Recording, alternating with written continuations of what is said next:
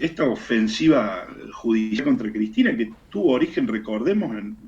intensamente en el gobierno de Macri, ¿no? Digamos, contra Cristina, hoy ha alcanzado un punto de inflexión que trasciende lo jurídico y se inscribe de lleno un poco en la definición de la disputa del poder real en la Argentina de hoy, ¿no? Lo que está en juego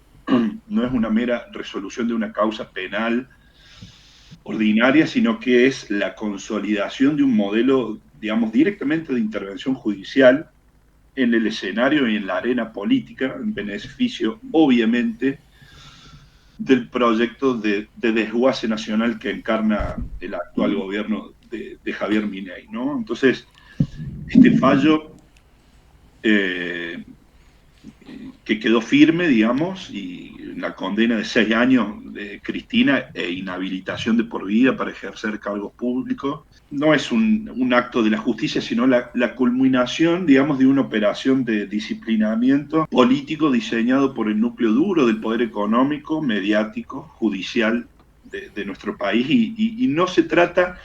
obviamente, de una decisión autónoma del Poder Judicial, sino que es una acción coordinada entre actores que han usurpado funciones públicas, políticas, por fuera de cualquier tipo de legitimidad institucional, democrática, ¿no? En este sentido, podemos afirmar que, sin eufemismo, estamos frente a una forma de golpe de Estado en clave moderna, contemporánea, digamos, silencioso, técnico, revestido de moralismo y de legitimidad aparente, pero con una gravedad institucional lógicamente comparable a los momentos más oscuros de nuestra historia. Y este triunvirato judicial, esta corte compuesta por 3 miembros, bueno, no actúa como contrapeso republicano, sino como brazo ejecutor del programa de restauración del establishment, ¿no? Y su tarea ya no es aplicar o impartir justicia, sino despejar el camino para que el experimento libertario de Javier Milei, Cristina, más allá de sus errores que veníamos nosotros analizando críticamente la conducción de Cristina, ella sigue siendo el símbolo más potente de oposición popular al modelo de exclusión, de entrega y violencia económica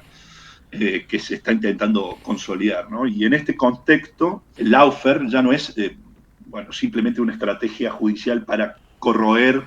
o debilitar los liderazgos populares, sino que es el gobierno, es el modo y el patrón de gobierno mismo, ¿no? Ya no hay una dictadura clásica, no hay tanques, pero hay proscripción, hay persecución, incluso hubo bala en la frente de Cristina, y además una estructura de poder que decide quién puede participar de la vida política, pública y democrática y quién no, ¿no? Si se consuma como se ha consumado ya esta decisión de la Corte, no solo quedará herida de muerte la posibilidad de una candidatura de Cristina, sino que decididamente se rompe el pacto democrático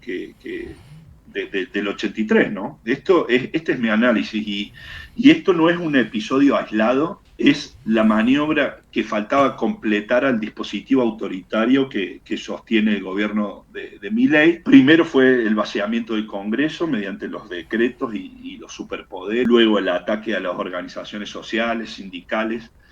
después el empobrecimiento deliberado al pueblo con tarifazos, el proceso inflacionario, devaluación de la moneda y por supuesto destrucción del salario y su poder adquisitivo. Y ahora la avanzada final, bueno, eliminar judicialmente a la dirigente popular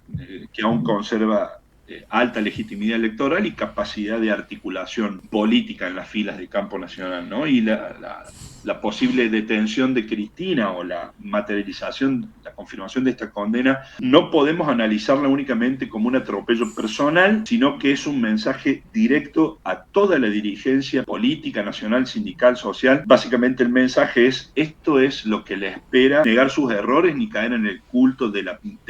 su personalidad, ¿no? Sino significa defender la posibilidad misma de una alternativa nacional, democrática y popular, significa a la vez resistir la instalación definitiva de una dictadura de mercado sostenida, como vemos, nítidamente por jueces serviles, blindada por los medios de comunicación, que operan directamente como tribunales paralelos, ¿no? Que han anticipado esta semana la condena, digamos, de la Suprema Corte de Justicia. Digamos. Si la historia vuelve a repetirse como farsa, con consecuencias reales, no será por fatalismo, digamos, por un signo natural, será porque no supimos, no quisimos o no pudimos advertir a tiempo que el proceso que se avecinaba es este, y que no es simplemente judicial, es un nuevo tipo de golpe de Estado, frío, tecnocrático, presuntamente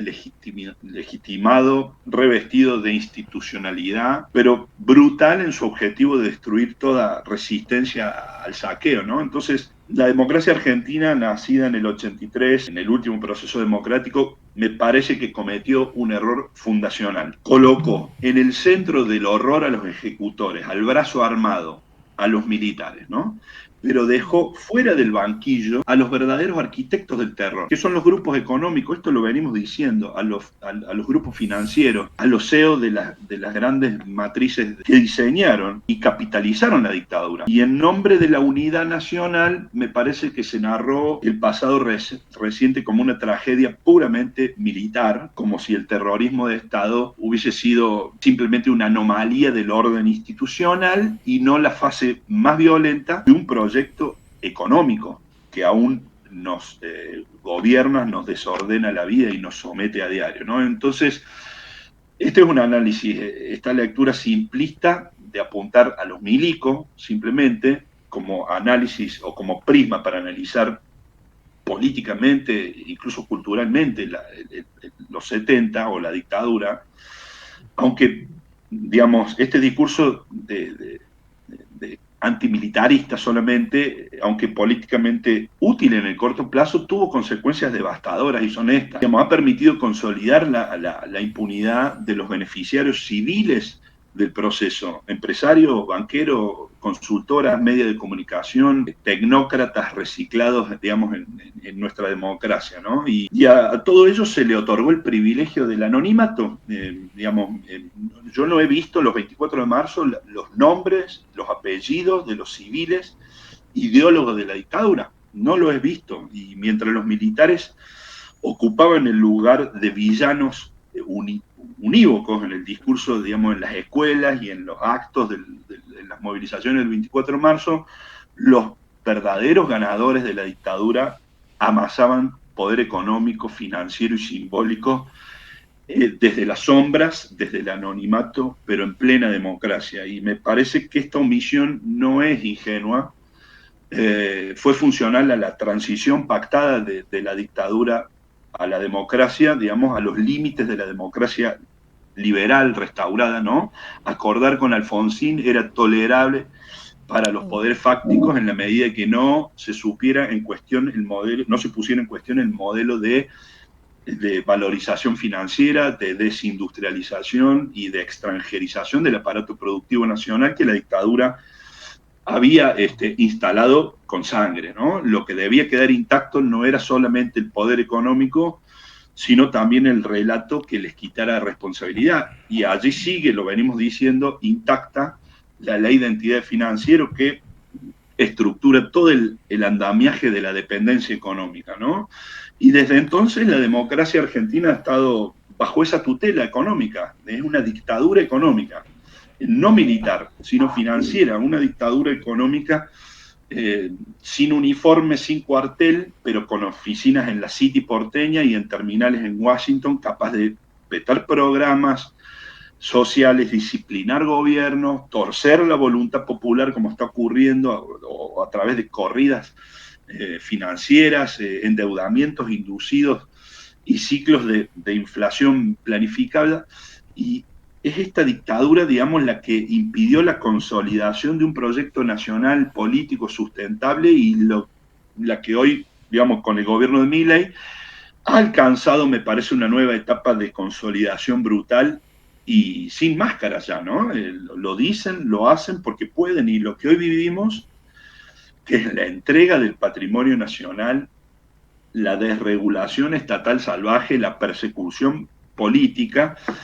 y este intento de proscribir, no es el intento, la consolidación de la proscripción de Cristina no es un giro autoritario más, sino que es la profundización de aquella matriz iniciada el 24 de marzo de 1976, un modelo en el que la política se somete a los intereses del capital concentrado y donde toda disidencia efectiva es neutralizada, ya no por tanques, sino por jueces, por medio y por el brazo del mercado, ¿no? Entonces, la lectura original,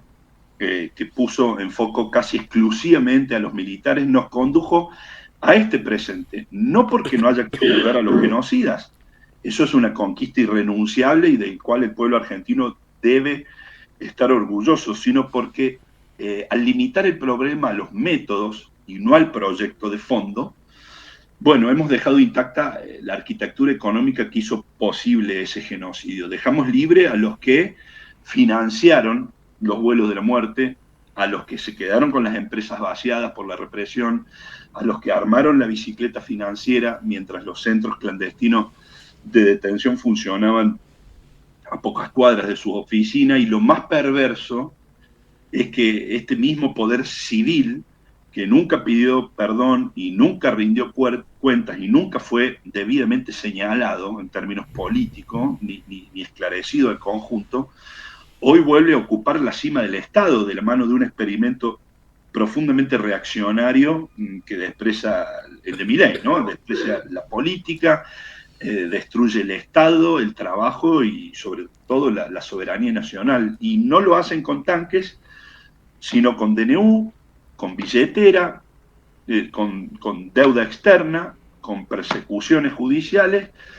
bueno, contra todo aquel que atreva a plantear una alternativa a ese destino del país. Y por eso, digamos, el presente exige una revisión de nuestra parte radical sobre el pasado. Ya no alcanza con conmemorar el nunca más. Es hora de decirlo ya con más letras. La dictadura no terminó, Claro. solo mutó de forma. Digamos, hoy esa dictadura continúa encarnada en los mercados que condicionan nuestra soberanía, la venden, la rifan, en los jueces que deciden quién puede ser candidato y quién no, en los medios que dictan sentencia antes que los tribunales, anuncian las condenas, las sentencias, en los economistas que gestionan el hambre como si fuera una variable de la macroeconomía. Y me parece, compañeros, compañeras, que el gran desafío del campo nacional y popular es invertir esa matriz, es disputar ese sentido, como lo veníamos diciendo en la columna anterior, no sé si lo recuerda, nombrar a los verdaderos responsables, construir una memoria completa, sin prejuicios,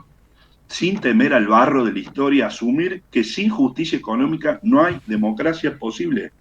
que sin romper el pacto de impunidad con los poderes económicos de la dictadura no habrá futuro para nuestros hijos, ni para los millones de laburantes, ni de estudiantes, ni jubilados, que hoy son víctimas de una nueva forma de exterminio en cuentagotas, el social, el económico, el cultural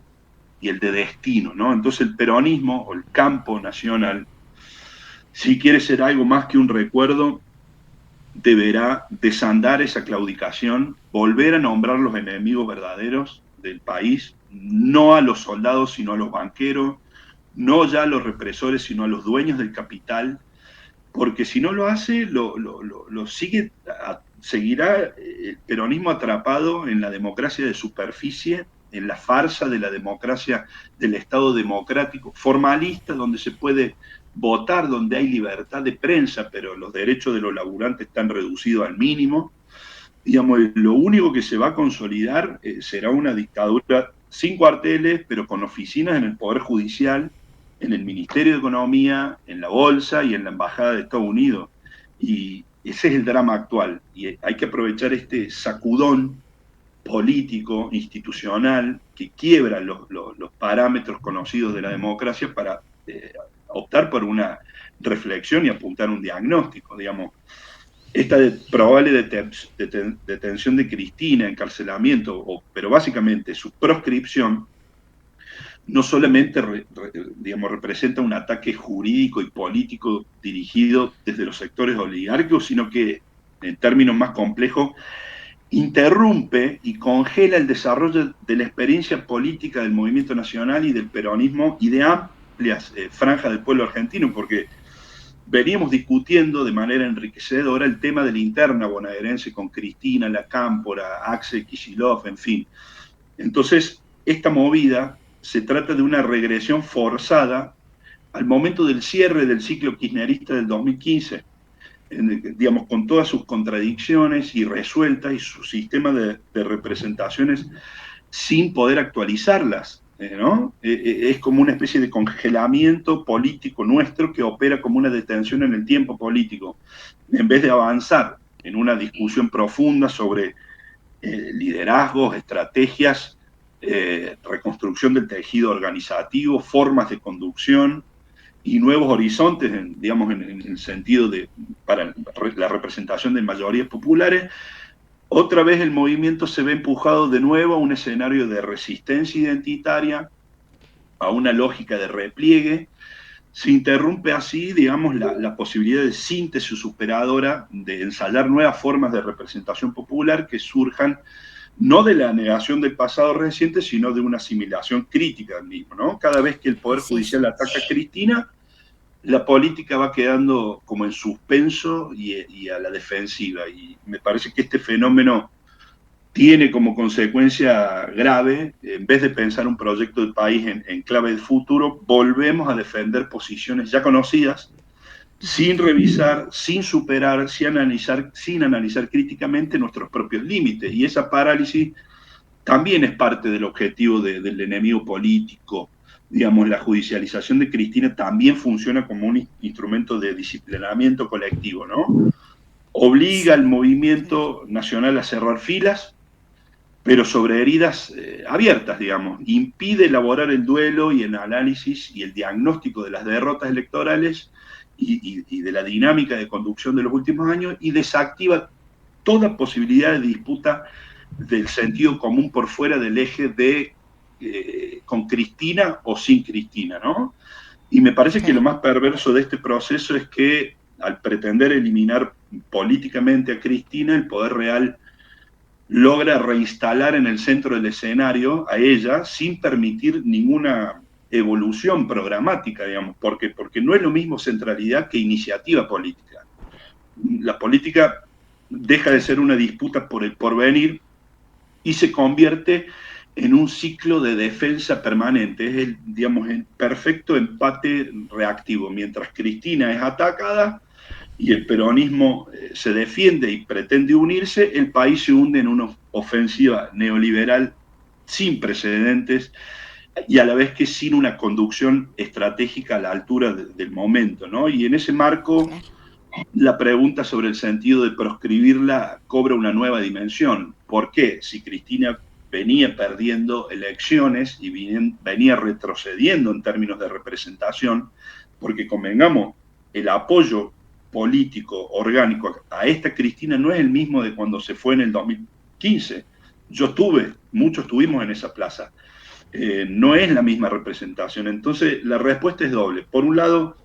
disciplinar hacia adentro del campo popular, bloquear cualquier intento de renovación real y por otro, usarla hacia afuera como un símbolo de mal populista, del pasado que no debe volver, una especie de decisión judicial de higienizar el porvenir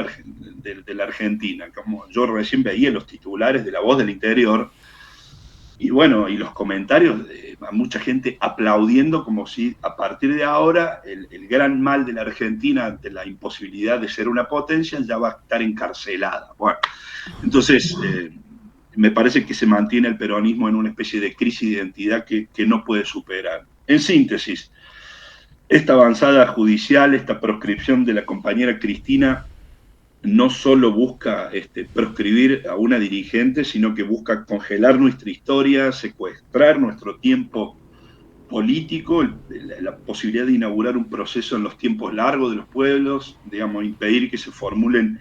nuevas mayorías, nuevos liderazgos, nuevos proyectos políticos nacionales. Por eso, me parece, no se trata solo de defenderla a ella, sino que se trata de defender la posibilidad misma de pensar el país desde otro lugar, de que la historia no nos vuelva a ser expropiada, de que la experiencia nuestra no quede en pausa y de que el pueblo pueda de una vez por todas avanzar y protagonizar su propio proceso histórico.